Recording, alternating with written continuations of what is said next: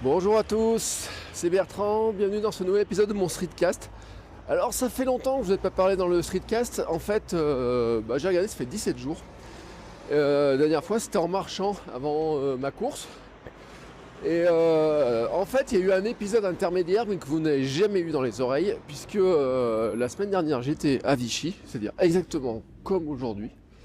Et j'avais dit tiens je vais faire un épisode spécial petit déjeuner en réponse à Thomas de l'Osmose Cast ou la caisse de l'oncle Tom. Je sais plus comment tu l'appelles, mince. Bon, je vous mets le lien dans les notes de l'émission. Et qui parlait de son petit déj, de qu'est-ce qu'il mangeait pour que ça lui tienne pour la journée, etc. Et je m'étais dit tiens, ce sujet est super intéressant, donc je vais lui faire ma réponse. Et donc j'ai commencé à enregistrer. Et en fait, je sais pas pourquoi, j'ai pas envie de sortir le micro, j'ai voulu faire avec le... Vous savez, j'ai démarré Ferrit, ou Ferrite, suivant les uns et les autres, on l'appelle un peu différemment. Et puis j'avais mis le téléphone à l'oreille, et comme si on téléphonait, ou comme on peut faire dans Encore. Sauf que mon oreille a dû appuyer sur un truc de l'écran, et ça m'a coupé l'enregistrement au bout de quelques secondes, ce qui fait que j'ai parlé pendant 15 minutes pour rien. Bon, allez. J'avais dit, je vais continuer, je vais re-enregistrer l'épisode. Plusieurs fois la semaine dernière, je me suis décidé, je vais dire, tiens, j'irai en marchant ou quoi que ce soit. Et puis finalement, le temps est passé, je ne l'avais pas fait. Donc je me rattrape ce matin, vous voyez, ce qui tombe bien, puisque le matin égale petit déjeuner. Et donc je voulais répondre et vous donner, moi, ce que je mange au petit déjeuner. Parce que c'était un énorme enjeu d'alimentation pour moi, parce que sinon, je me retrouvais, j'arrivais dans la matinée affamé. J'arrivais à midi, je bouffais n'importe quoi.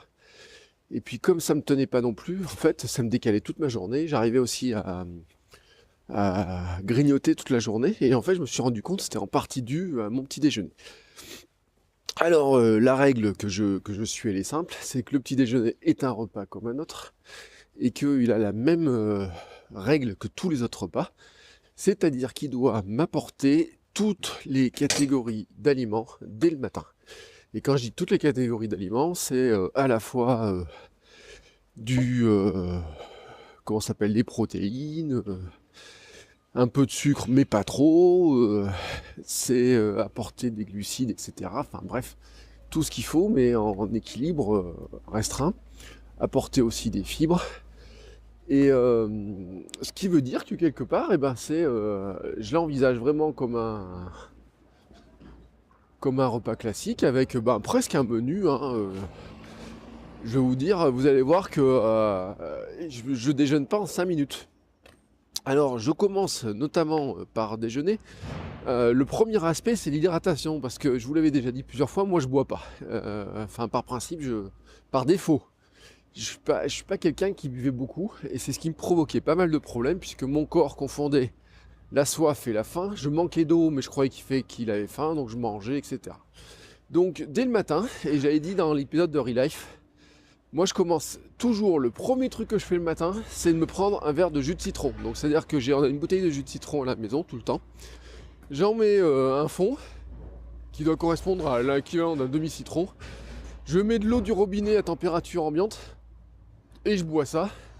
Ça, c'est en me levant. Après, derrière, je vais faire ma petite routine du matin. Je vais lire, écrire un peu, etc. avant de prendre le petit-déj. Et donc, au petit-déj, je reprends soit un deuxième verre de jus de citron, selon le même principe, soit, ça dépend des jours, je prends un verre de jus de fruits. Alors, en ce moment, c'est du innocent, je sais pas quoi. Mais je prends pas un verre complet de jus d'orange ou de jus de fruits. Je prends en fait un demi-verre dans lequel je rajoute, que je complète avec de l'eau. Alors ça peut être du jus de pomme, ça peut être plein de choses comme ça. Et en fait c'est un but. C'est d'une part parce que je trouve qu'il y a plein de jus qui sont un poil trop sucrés, même ceux qui sont pas trop sucrés. Et d'autre part que vraiment ça permet de me baisser la dose de sucre. Parce que vous allez comprendre que mon objectif depuis des années c'est de manger moins de sucre. Et que ça fait que ça commence dès le petit-déj. Je suis pas contre le sucre, mais avant je prenais des déjeuners extrêmement sucrés, voire gras, etc. Et maintenant ils sont beaucoup moins chargés. Pourquoi ? Parce que le but du jeu, c'est d'avoir du carburant sur toute la journée, et que le sucre, ça part rapidement, et que quand vous êtes en manque de sucre, vous faites une réaction hypoglycémique, et qu'au final, c'est là où vous avez faim, que vous avez envie de grignoter. Donc, dès le jus de fruits, déjà, je baisse un petit peu la dose de sucre. Donc ça, c'est un premier aspect important. Le deuxième aspect, c'est de donner de quoi tenir sur la matinée complète, voire un peu plus, parce que des fois, je me retrouve à pas pouvoir manger à midi correctement ou quoi que ce soit, donc il faut tenir des fois un peu plus. Et quand je disais que je fais un vrai repas complet, j'y inclus notamment un laitage. Alors en ce moment, c'est soit faisselle, soit petit suisse, avec du granola maison. Alors le granola maison, c'est quoi? C'est flocons d'avoine et oléagineux, avec quelques pépites de chocolat, le tout grillé un petit peu au four. C'est ma femme qui fait ça. Elle met un petit peu de sirop d'agave pour le croquant et le craquant, comme dirait Cyril Lignac. Mais il n'y a pas une dose de sucre énorme, donc j'en mets un peu, mais pas trop quand même. Parce qu'il y a quand même du flocon d'avoine, etc. Je rajoute un petit peu quelques baies de goji, levure de bière, germe de blé, donc mon petit suisse ou ma faisselle, au choix. Enfin mes deux petits suisses ou ma faisselle. Et puis dedans, je rajoute un peu de cannelle. Ça donne un très bon goût, hein, d'une part. Et puis en plus, la cannelle aurait la capacité de bloquer un peu la faim, ou voilà, le sentiment de faim et autres. Je sais pas si c'est vrai, mais en tout cas, sachez que nous, on consomme, enfin moi, parce que ma femme n'a pas le droit de consommer de cannelle comme elle est enceinte. Elle aura le droit d'en manger que dans le dernier mois de grossesse. Ça déclenche des contractions, paraît-il. Enfin, c'est le médecin qui lui a dit ça, donc c'est pas... On va essayer, on va éviter, hein. Et puis, c'est ce qui remplace le sucre, moi, dans les yaourts. Pendant longtemps, j'ai mangé des danettes au chocolat, des trucs comme ça, des trucs très sucrés. Et petit à petit, je suis passé au yaourt entier, sans sucre. Et en fait, c'est que je rajoute dans mon yaourt de la cannelle ou de la vanille en poudre. Ce qui vous fait un yaourt à la cannelle ou un yaourt à la vanille, sans les calories, sans le sucre ajouté que quand vous achetez des yaourts du commerce. Les Maminova et compagnie, certains sont, quand on vous met un peu de vanille, ils y rajoutent aussi du sucre. Enfin bref, vous avez compris la logique. Donc mon petit déj, vous avez compris, là j'ai ma partie laitage et oléagineux. C'est important les oléagineux parce que c'est de la bonne graisse quand même. C'est comme tous les jours je mange des noix. Hein, c'est-à-dire que par défaut dans notre granola on a des amandes et des noisettes, mais je mange aussi quelques noix en plus. Soit là, en collation, soit directement dans le petit déj. C'est un bon moyen aussi, ça cale pas mal et puis ça fait, c'est la bonne graisse. On a besoin d'une bonne graisse. J'y rajoute ensuite, il est temps de passer à la partie salée de mon repas. Alors, je mange du gluten quand même, hein. Je suis pas en régime sans gluten total, etc. Notamment le matin. Mais ce que je fais, c'est que le matin, je vais à la boulangerie et je vais acheter du pain complet. Et donc je me fais au minimum une grande tartine de pain complet ou un petit sandwich. Avec dedans, je mets du beurre. Alors pas trop, hein, ma quantité de beurre c'est 10 grammes. Parce qu'en fait, on prend des petits beurres individuels, ça va aussi vite. On le fait fondre rapido. Et une tranche de jambon blanc. Donc ce qui me fait en plus mon apport en protéines. Entre le pain complet, le beurre et le jambon blanc, ça me fait un petit sandwich. Je peux partir comme ça. Alors je pensais jamais que j'étais capable de partir avec de déjeuner salé le matin. Et puis en fait, je me suis bien fait. Puis quand j'ai pas le temps, en fait, je me fais le sandwich, je le mets dans de l'alu, puis je mange dans le train, vous voyez, ou dans le bus. Donc c'est assez pratique. L'avantage du pain complet, c'est que ça vous tient plus sur la durée. Sur la durée de la matinée, en fait. Hein, plutôt que de se retrouver à avoir faim à 10h, ça permet de tenir un peu plus longtemps. Alors bien sûr, faut pas en abuser en se disant ouais mais plus j'en mange et plus ça va être bon, etc. Parce que le problème c'est que les féculents ça reste du sucre et ça reste quelque chose qui se stocke quand vous en avez trop. Alors il y a des fois je fais un truc en plus quand même, c'est que même souvent, je l'ai fait ce matin par exemple, je me prends une petite tranche de pain complet complémentaire avec de la purée de cacahuètes ou de la purée d'amandes, ça c'est pour la partie oléagineuse.